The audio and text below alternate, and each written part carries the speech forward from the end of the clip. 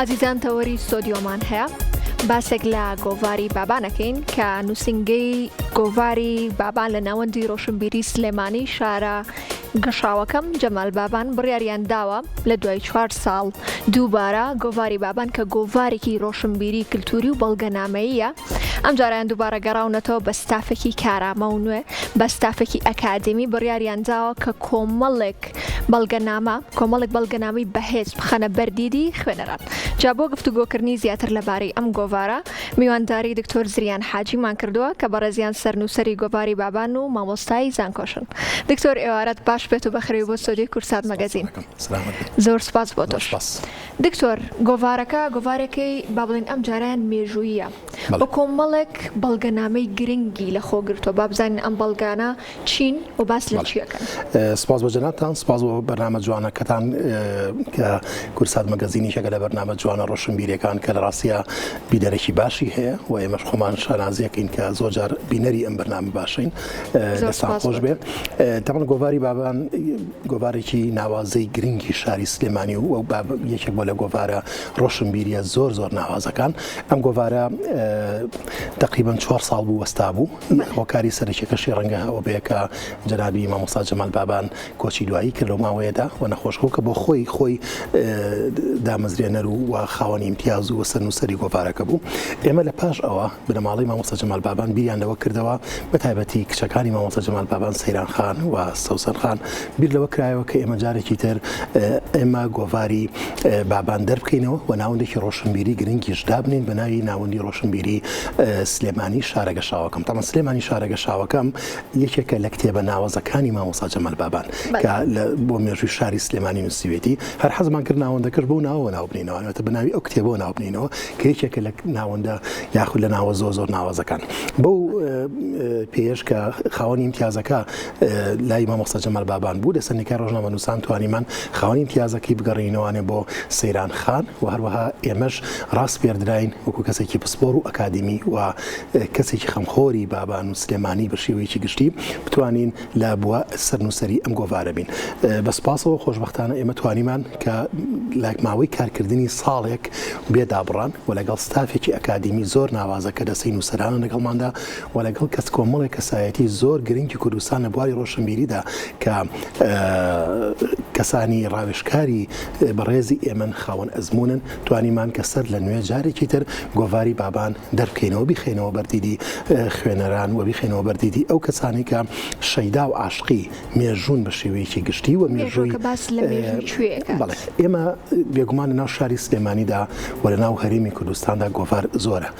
گۆڤارەکانی شەریەکە و تایبەتن بۆ نمونە لە شاری سلێمانی گۆڤاری سلێمانی هەیە گۆڤاری شارەوانی سلێمانی هەیە و گۆڤاری ترمان هەیە کە دەرەگرێت. گۆڤاری بابانیش ئەتوانم بڵم شارمەشانی ئەوان لە ماوەیەک لە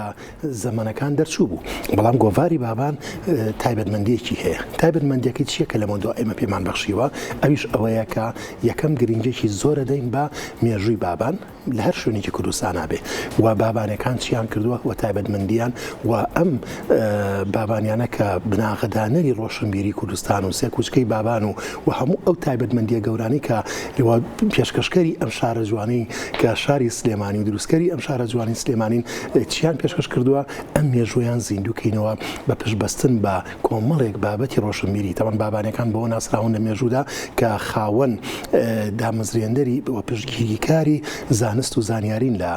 سەردەمی خۆیاندا و چەندین میری گەورەی بابانیمان هەیە کە بە هەر هەمویان پشتگیری زانست بوون. وەقفنامەکەی سلێمان پاشای بابان یەکێکە لە هەرە بەناوبانگترین ئەوانە عەبدوڕەحمان پاشای بابان کە بۆ خۆی کەسایەتێکی زۆر گەورە بووە و حتا تەنانەت ئیبراهیم پاشای بابان کە دامەزرێنەری شاری سلێمانی و هەموو ئەم میرە گەورانی بابان کە چەندین ساڵ خزمەتیان کردووە بۆ ئێمەی کوردووە بۆ ئێمەی دانیشتووی شاری سلێمانی و هەموو کوردستانیش ئەم بەشەی کوردستان شانازێکی گەورەی تەنانەت لە ڕۆژهەڵاتی کوردستانی شابابانەکان چەندین جێپەنجەی گەوریان دیار بووە لە شاری سنە لە شاری مەریوان کە قەڵای مەریوان حەمزەی بابانی دروستی کردووە و مەسەلەن لە شاری مەهاباد کە مزگەوتی سوورمانێ و زۆر شتی تری ناوازە کە ئەو هەموو هەموو خوێندن و ناوە ئەو هەموو کتێبخانە گەورەی بابانیە کە هەبووە لە سلێمانیا کاتی خۆی کات چەندین بەرە کتێبیان هەبوو بۆ درێژە پێدانی ئەم هەموو لایەنە بە نرخەی بابانیەکان کە پێشکەشی کوردستانیان کردووە و لە شاری سلێمانیەوە مەڵبەندەکەی بوو و پایتەختەکەی بووە بیرمان لەوە کردووە کە جارێکی تر گۆڤارەکەش زیینە گۆڤارەکەەوە ئەرزمکردن بەشی یەکسەرێکی گرنگی بەم لایەنادا واتە لایەنی مێژووی بابانی لە هەر شوێنێکا بێ وە گرنگیان تابێ و بەشی دووەم بە شاری سلێمانی و بەشی سێم بە هەموو کوردستان واتە بەڵگەنامە و مێژوویمان دەستکەوت لە هەموو کوردستانە تایبەتمەندیەکی گۆڤارەکەی ئێمە ئەوەیە کە ئەم گۆڤارە زۆر گرنگیەدا بە بواری بەڵگەنامەیی واتە ئیشمان لەسەر بەڵگەنامەیە شتانێک کە بڵاو نەکرابێتنەوە چونکە ئەوەی کە ئێستا ئێمە گۆڤارەکانی تر بە عام و خەڵکی ئێمە لێی هەژارە ئەوەیە کە بەڵگەنامەمان نییە خۆشبەختانە کۆمەڵێک پرۆفیسۆر و پسپۆری زۆر بەناوبانگی کوردستان کە تازە خوێندنیان لە زانکۆکانی دەرەوە تەواو کردووە لەگەڵمانە هاوکارن و بابەتمان بۆ ئەنێرن و ئەو ئەرشیفە دەوڵەمەندی کە دەستیان کەوتووە لە ئەرشیفی عوسمانی لە ئەرشیفی ناوچەکانی تر بابەتەکانمان بۆ نێرن کە ئێمە لە لێرەدا خۆشیان شرۆڤەیەکەن و بڵاوێکەنەوە تەمان ئەم عەدەدەوەکو عەدەدی یەکەم حەزمان کرد کە مەلەفێکی تیاوی لەسەر مامۆستا جەمەل بابان وەک کەسایەتێکی هەرە دیاری ڕۆشنبیری شاری سلێمانی کە لە ساڵی 68 سەرۆک شارەوانی بۆ لە سلێمانیە و لە ساڵی 57 تا کتێبە بەناوبانگەکەی هەیە بەرامنیشانی پەڵە هەورێکی چڵکن باسی لافاوە گەورەکەی سلێمانیەکە لە ساڵی 56 تا یەکەم کتێبی هەیە بە ناوی خانزاد کە یەکێکە لە نووسینە چیرۆک ئامێزە زۆر جوانەکان کە باسی میری سۆران خانزاد دەکات جگە لەوە کتێبی تری هەیە چەندین کتێبی تری بەناوبانگی هەیە کە کتێبە بەناوبانگی ڕەنگە چوار بەرگەکەی سلێمانی شارە گەشاوەکەم جوانترینی بێت جگە لە سەدان کتێبی تر و جگە لە قسەی نەستەقەکانی کە بەکاری هێناوە جگە لەو کتێبەی کە تایبەتە بە ڕەگ و ڕیشەی زاراوەی کوردی کە چەندین بابەتی لەمانە هێناوە جا هاتی ناو ئەرشیفی مامۆستا جەمال بابان لە ئەرشیفەکەیدا کۆمەڵێک بەڵگەنامە بۆ یەکەم جارە بڵاویەکەینەوەوانێ یەکەم بەڵگەنامە کە بڵاویەکەینەوە نامەیەکی مامۆستا نەجمەدینی مەلایە مامۆستا نەجمەدین بۆ یەکەم جارە بڵاوبۆتەوە لەم عەدەدەی ژمارەی گۆڤارەکەماندا کە مامۆستا نەجمەدینی مەلا نامەیەکی ناردوو پاش ئەوەی کە مامۆستا جەمال بابان کتێبەکەی دیارە دەستنووسەکەی سلێمانی شارە گەشاوەکەی بۆ ناردۆ کە بیخوێنێتەوە هاوڕێی بووە مامۆستا نەجمەدینی مەلا کاتێکی خوێنێتەوە دەستخۆشی لێکاڵێ دەستەکانت ئەگوشم ئەڵێ میرم ئەمەی کە تۆ بۆم لە ناردووە دەستەکان دەگوشم و بابەتی زۆر گرنگ و بایەخی تایە و نامەکەی ئێمە نامەکەی وەکو خۆی لە گۆڤارەکە دامان ناوەتەوانی بۆی کەسێک ئەگەر توێژەرێک بێوێ بتوانێت سووتی لێوەرگێ جگە لەوە نامەی مامۆستا ڕەفیع حیلمیمان داناوەکە بۆ مامۆستا جەمال بابانی ناردووە کە دەستخۆشی لێکات بە ئەدیبێکی پایە بەڵند ناوی بردووە کاتێکە کتێبی خانزادی بڵاو کردەوە کتێبەکەی خوێنێتەوانێ جگە لەوە نامەکانی مامۆستا شێخ محەممەدی خاڵمان بڵاو کردوێتەوە کە چەندین نامەیان ئاڵوگۆڕ کردووە لەگەڵ مامۆستا جەمال بابانە ئەم نامانشمان لەو مەلەفە تایبەتا بڵاو کردووە جگە لەوە بۆ یەکەم جارە دوو کۆپلە شعری قانعی شاعیرمان داناوە کە تایبەت بۆ مامۆستا جەمال بابانی نووسیە و حتا نامەکانی کەشییان نەبینراون وەکو نامەیەکی تایبەت بۆی ناردۆ کاتێک مامۆستا جەمال بابان لە ساڵی 54 مدیرناحەی خورماڵە بێ و دۆستایەتیان زۆر خۆشەویستیان لەگەڵ یەکتری هەبێ نامی بۆ نێرە ئەڵێ سەردانم کە جارێک سەردانێک کە جاری دووەم مەڵێ سەردانم کە قانعی شاعیر پیاوێکی گەورە و بڵین خەمخۆر بووە پیاوێک بووە کە زۆر لە بواری کار و کاسبی خۆیان سەرقاڵوە لە کەوڵۆز بووە نامێکی بۆ نێرێت و پێڵێ ناتوانم بێم دوو کۆپلە شعریشی بۆ نێرێ وکو هاوڕێتی و خۆشەویستی کردنیوانیانە هەبووە جگە لەوە چەندین نامی تریتایە کە بڵاومان یەکێک لەو شتانی کە بڵاومان کردوێتەوانێ بۆ یەکەم جارە لەم گۆڤارە دامان ناوە ئەویش ناوی گەڕەکەکانی سلێمانیە کە مامۆستا جەمال بابان کاتێک لە ساڵی 1968 ئەبێتە سەرۆکی شارەوانی سلێمانی یەکەم کارکەیکا بە قەرارێک گەینێرێ بۆ بەغداد و خۆشی پشتگیریی زۆری ئەکا ئەویش گۆڕینی ناوی گەڕەکانی سلێمانیەوەتە مامۆستا جەمال بابان وەکە گەڕەکانی ناوە بۆ نمونە جادەی سالم جادەی کاک ئەحمەدی شێخ جادەی مەسەلەن گۆران مەسەلەن جادەی پیرەمێرد و هەموو ئەمە مەولەوی هەموو ئەمانە لەلایەن مامۆستا جەمال بابان ئەنجا جگەلەوەی کە ناوی چەند گەڕەکێکی گۆڕیوە لەوانە قەرەجاوای گۆڕیەوە بە خەبات لەوانە عقاری گۆڕیەوە بە شۆڕش ئیسکانی گۆڕیەوە بە ئەزمەر کە مەسەلەن خانە قوڕەکانی ئازادی گۆڕیەوە بە ئازادی کە ئەمە ینی کەوکانە فەڕەژاوای پێوتراوە گۆڕێتی ئەمە هەمووی بە بەڵگەنامە دامان ناوە لێرە واتە کۆمەڵێک بەڵگەنامەی زۆر تایبەتی داناوە لە ناو با بڵێن گۆڤاری شارەوانیە بڵاوی کردوێتوانێ بەڵێ فەرموون ئەمەش هەدێوێ بۆ جەناب کاتان بۆ گۆڤای بۆ ئەوە جگە لەوە کۆمەڵێک بابەتی تریتایە لە ئەم ژمارەی کە بڵاومان کردوێتەوانێ بۆ یەکەم جار وێنەیەکمان بڵاو کردو لە پشتی گۆڤارەکەیە کە ئەویش لە ئەرشیفی مامۆستا جەمال بابان دەستمان کەوتووە کە یەکەم وێنەی قوتابیانی قوتابخانەی سلێمانیە لە ساڵی 1920 لە پشتی گۆڤارەکەیەتی بەرپشتی گۆڤارەکەشمان بەڵێ کە ئەوە یەکەم قوتابیانی قوتابخانەی سلێمانی لە ساڵی 1920دا کە بڵاوەتەوە کە ئەمەش بەڕاستی زۆر سەرنجڕاکێشە پێم وابێ خەڵکێکی زۆر کەسایەتی ناوداری تایە کە لەوێدا بۆ یەکەم جارە ناوەکانیان نووسراوە و زۆر شتی جوانیان کەسی شاعیر هەیە ئەویشی تایە و کەسایەتەکان هەمووی نووسیمانە ناوەکانی کە بۆ خۆی مامۆستا جەمال بابان هەمووی نووسیوە یانەوانی کە ناسیوێتیوانێ هەمووی نووسیوە ئێمەش لە ئەرشیفخانە دەوڵەمەندیەکەی مامۆستا جەمال بابان دەستمان کەوت و توانیمان لێرە بڵاوی بکەینەوانێ جگە لەوەی کە کۆمەڵێکی تر زۆر بەڵگەنامەمان بڵاو کردوێتەوە لە ناو ئەم ژمارە تایبەتەیە یەکێک لەو بەڵگەنامانی ترکەتایەتی بڵێن تایبەتە بە کۆمەڵێک بەڵگەنامە کە باسی شاری سلێمانیەکە باسی میرەکانی بابانەکە کە جەنابی دکتۆر سامان کە یەکێکە لە دەستەی نووسەرانی گۆڤارەکەمان توانێتی لە ئەرشیفی عوسمانی بۆمان دەربێنێ و دکتۆر سعدون کە ئەرشیفی تری هەیە دکتۆر ڕەنجەر کە بابەتی تری بڵاو کردوێتەوە دکتۆر کۆزات کە یەکێکە لە کەسایەتی دیارەکان ئەویش لەسەر سلێمانی مانای سلێمانی جارێکی کە چۆن هاتووە دایڕشتوێتەوە دکتۆر ئاراز محەممەد ساڵاکە پرۆفیسۆر دکتۆر ئاراز هاتووە باسی ئەوەی بۆ کردین کە چۆن لە 100 ساڵەیە شێخ محەممەدی خاڵ هاتووە باسی سلێمانی کردووە بەمانە جگەلەوە کە چاپێکردنێکی مامۆستا جەمال بابان خۆی تایە لە ساڵی 1970 بڵاو کراوەوە ئێمە جاری کاتین دامان ناوەتەوانێ لێرە و زۆر بابەتی تریتایە لە ڕاستیدا کە تایبەتن بەم بوارە و جگەلەوە لە ئەرشیفێک هاتوین وەسفێکی کتێبەکانی مامۆستا جەمال بابانمان کرد و نووسینەکانی هەریەکە و ئەوەی کە لەم گۆڤارەیە بەڵێ ئەوەی تایە و زۆر بابەتی تری بە نرخی تایە کە ئومێ دەکەم خەڵکانی بینەر ببینن جگەلەوە بڕیاریش پنداوە بە شێوازی دیجیتاڵیش ئێمە گۆڤارەکە بڵاو بکەینەوانێ هەر لە موقعی خۆمانە واتە لە پیجێکی فەیسبووکمان هەیە لە پیجی فەیسبووکی گۆڤاری بابانە باوڵین لەمە دو هەموو ژمارەیەکیش لە ژمارە 29 ئیتر بە دیجیتاڵیش دایەنین بۆ هیچ کەسێکیش ئەگەر حەزیکە لەسەر مۆبایلەکەی بخوێنێتەوە یا ئەو وێنانەی بینێرێت بەمە ئەتوانین بڵین ئێمە بەبەسمانە کە ئیتر خزمەتی ئەرشیف و بەڵگەنامەیی بکەین لە ڕاستیا ئێمە تەنهامە بەسمان خزمەتە کۆمەڵێک کەسی خۆبەخشین خۆنەویستانە خۆبەخش ئەم کارەکەین و ئەرکی گۆڤارەکەش تەنها لەسەر ئەرکی سەیران خان کە کچی مامۆستا جەمال بابانە ئەو خۆی گۆڤارەکە دەرەکات بۆیە ئەتوانین بڵین مادەم خۆبەخشیە و خۆنەویستانەیە بەرهەمی زۆر جوانیشی ڕەنگە لە پاشا هەبێت ماشەڵڵا دکتۆر هەموو زانیەکانەوە ویسی بۆ نەگرکەم پرسیارەدەوەنە لێ بکەم هەموو شتێکت بە تاواتی وت بەس من ئەوەت لێ پرسم کەواتە لە دوای ئەوەی کە 4 ساڵ گەڕانەوە دوای 4 ساڵ وەستان گەڕانەوە ئەتوانین بڵین چاوەڕوانێکە شایانی ئەوە بۆ چکەوە لە دوای 4 ساڵ بە شێوەیەکی بەهێزتر بە کۆمەڵێک کەسایەتی زۆر باشتر و کارامەتر و پرۆفشناڵتر گەڕاونەتەوە شایانی ئەوە بووە بەڵێ بێگومان زۆر شایانی ئەوە بوو ئەمانەدا تەوانەمە 1 ساڵە خەریکی لە پێناوی ئەو کەلیمەیە کە بڵین ئەبێ ئەم عەدەدەی کە دەرمان کرد تەواو شایستەی ئەوە بێ بۆ نمونە ڕۆشنبیری زۆر گەورە جەنابی ممتاز حەیدەری کە یەکێکە لە ڕاوێژکارەکان لەگەڵمانە وتی ئەوەندە چاوەڕێتان کرد هەر دەرنەچوو گۆڤارەکە وتمان ساڵێکە خەریکەوەین مەبەسمانەکە گۆڤارێک دەرکەین شایستەی ئەو چاوەڕوانێ بێ بێگومان لەو شایستەیە بوو و عەدەدی نوێشمان و خەریکی ئامادەسازیە لەمە دووە هەموو سەرەوەرزێک عەدەدێکی نوێمان دەرەچێت ئەمە عەدەدی پاییزە عەدەدی زستانیشمان دەرەچێت بەهاریش بە هەمان شێوە لەمە دووە هەموو سەری وەرزێک بە کۆمەڵێک بابەتی زۆر گرنگ و ناوازەوە دەچێتەوە بەردەم خوێنەرانی زۆر باشە کەواتە دکتۆر ئەمەی کە باس لەوە کرد بە شێوەیەکی دیجیتاڵیش خەڵکی بتوانن لە ڕێگەی فەیسبووک و لە ڕێگەی موبایلەکانەوە بینەری ئەم زانیاریانە بن ئەمە خەستوتانەتە بواری جێبەجێکردنەوە یان شەوەتە تەنها قسەیەکە قسەتان لەسەر بواری جێبەجێکردنایە و وا بڵاو بێتوانێ یان یان بڵاو بۆتەوانێ ئێستا هەر کەسێک حەزی بێت توانێت لە پیجی گۆڤاری بابان لە فەیسبووک ڕاستەخۆ بڕاتە ناوی و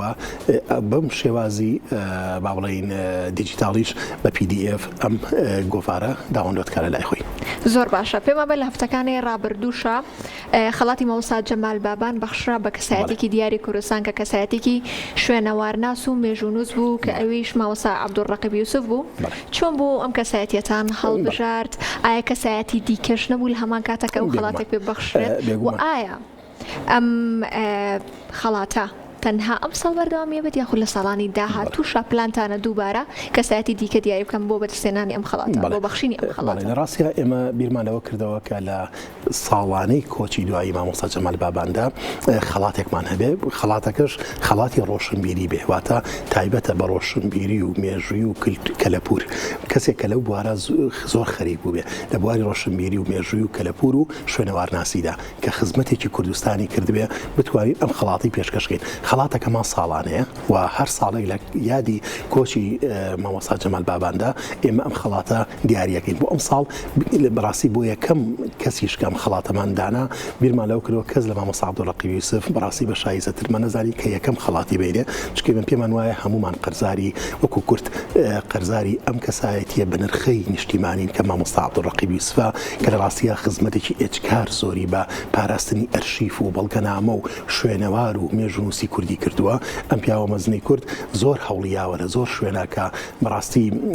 پارێزەری بەڵگەنامە بێ، پارێزەری مێژوو بێ، پارێزەری شوێنەوار بێ. من ئەتوانم بڵێم وەکو پسپۆڕێکی خۆشم کە سەرۆکی بەشی شوێنەوارم نەزان کوێ سلێمانی، ئێمە زۆر سوود وەرەگرین لە بەرهەمەکانی مامۆستا عەبدوڵڕەقیب یوسف. یعنی بڕوا بکەن هیچ کەم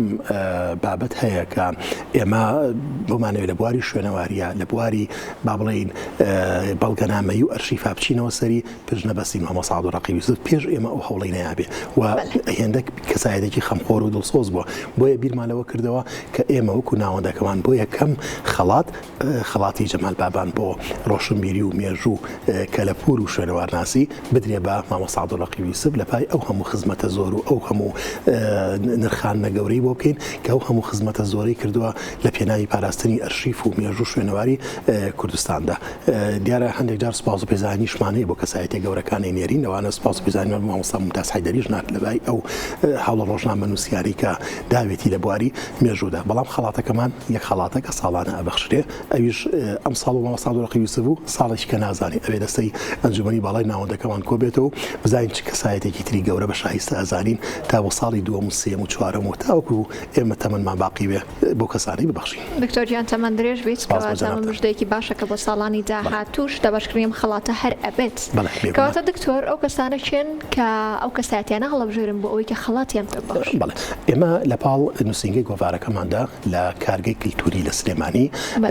خۆشبەختانە هەم نووسینگەیەکمان بۆ گۆڤارەکەمان دروست کردووە، هەم ناوەندێکی ڕۆشنبیریشمان دروست کردووە. ناوەند ڕۆشنبیرەکە پێشتر لە خزمەتانە باسمان کرد کە ناوەندی سلێمانی شارەگە شاوەکەم مامۆستا جەمال بابانە. لەناو ناوەندەکەیە کتێبخانەیەکی زۆر ناوازە و گەورەمان هەیە. کتێبخانەکە کۆمەڵێک کتێبیان تایە کە کتێبی کەسایەتیەکانن، واتە کەسایەتی زۆر گەورەمان هەیە لە سلێمانیە. حەزەکیان لە هەر نەک سلێمانی لە هەولێر لە بەغدا لە هەر شوێنێ کەسایەتێکی گەورەی کورد کە حەز بکە کتێبخانەکەی ببەخشێ. ئێمە ناوەندەکەمان کردو دەرگامان کردوێتەوە لە کارگەی کلتوری بۆ هەر کەسێک کە بێت ئەم کتێبخانەی خۆی پێشکەش بۆ ناوەندە بکە، کتێبخانەکەی بۆ خینە کتێبخانێکی جوانەوە بە ناوی خۆیەوە داێنین و کتێبەکانی بۆ عەرزەکەین. لە چەندین کەسایەتی گەورە ئێستا خۆشبەختانە کتێبەکانیان پێشکەشکردن لە ناوەندەکەمانە. ئێمە ناوەندەکەمان پێک دێت لە ئەنجومەنێکی باڵا. ئەم ئەنجومەنە باڵایە کۆمەڵێک کەسایەتی دیاری تایە کە کەسایەتی بابانی بەناوبانگن. لەوانە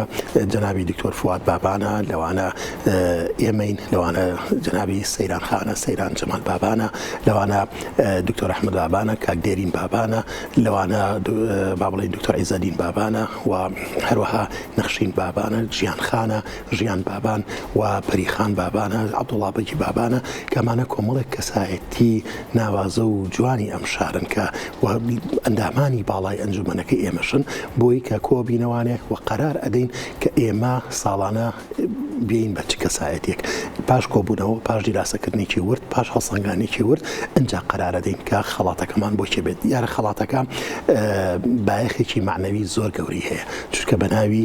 کەسایەتێکی ڕۆشنبیری زۆر گەورەیە کە مامۆستا جەمال بابانە کە خزمەتێکی زۆر گەورەی بە مێژووی سلێمانی کردووە، بە مێژووی کوردستان کردووە، بە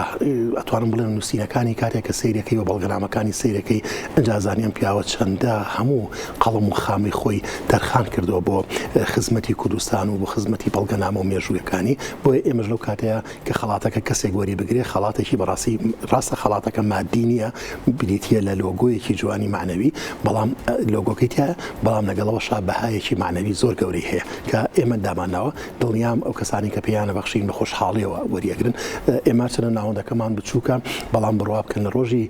پێدانی خەڵاتەکەیە و هەر ئیعلانێکی بچووکیشمان بۆ کرد لەگەڵ دانانی گۆڤارەکەیە ناوەندەکەمان زۆر قەرەباڵغ بوو لە ڕۆشنبیرانی سلێمانی لە خەڵکانێکە حەز بە بیستنی بابەتێکەکەن ئێمە تەنها ڕێکلامێکمان بڵاو کردەوە بەڵام سێرەکەین بەدەیان کەس لەوێ ئامادەی باشی ئێجگار باشی لێکرا کە لە ڕاستیە بەداخەوە کە شوێنی زۆر میوان نەبووانێ لە دەرەوە وەستابوون لە ڕۆژی کە کەم جار ئێستا لەم سەردەما ڕەنگە بابەتی ڕۆشنبیری پێشکەش کرێ خەڵکیشی ئەوەندە زۆر بەتاسەوە تەمەن خەڵکی دەستەبژێریش یعنی حەز بکەن کە لەو شوێنە ئامادە بن خەڵکانێکی دەستەبژێری هێندە زۆر ئامادە بوون کە ئینسان بەڕاستی شەرمەزار بوو کە نەماتوانین جێگەکەمان ئەوەندە بچوو کە جێگەی نەبوو خەڵکانێکی زیاتر جێگەی بێتەوە بەڵام شوێنەکەمان بچووکە بەڵام زۆر بەرهەمدارە و کە خەڵکانی زۆر جوان ڕومانتیەکەن دەستان خۆش بێت دکتۆر هیوای بەردەوامیتان بۆ خوازین بۆ تۆ هەروەها ناوەندەکە زۆر سپاس دەکەین کام ئێوارەیە لەگەڵ ئێمەیە بوون بە هیوای سەرکەوتنی زۆر زیاتر سپاس بە کورسات مەگەزین و بە کەناڵی کورساتیش زۆر سپاس بۆ تۆش دکتۆر